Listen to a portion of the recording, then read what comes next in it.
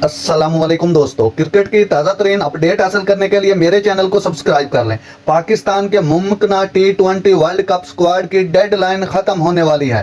Pakistan, America और West Indies में होने वाले मेगा इवेंट के ग्रुप ए में है। बाबर आजम मेंस इन ग्रीन की क़यादत करेंगे। स्क्वाड के ऐलान की आखिरी तारीख 25 मई है और इसके बाद किसी भी तब्दीली के लिए ICC के इवेंट टेक्निकल कमेटी से मंजूरी दरकार होगी। गुज़श्ता रोज फास्ट बॉलर हसन अली को पाकिस्तान के स्क्वाड से फारिग कर दिया गया था। पाकिस्तान टीम मैनेजमेंट ने हसन अली को वारकुशायर के लिए काउंटी क्रिकेट में अपने वादों को जारी रखने का फैसला किया है।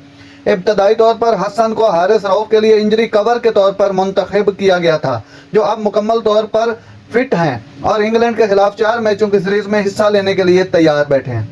पाकिस्तान ने इससे कबल आयरलैंड और इंग्लैंड के खिलाफ T20 सीरीज के लिए 18 रुकनी स्क्वाड का ऐलान किया था, जिसे वर्ल्ड कप के लिए कम करके 15 कर दिया जाएगा। स्क्वाड में 2 सफरी ज़खायर भी शामिल होंगे। पाकिस्तान इवेंट के ग्रुप ए में भारत, आयरलैंड, कनाडा और अमेरिका के साथ है।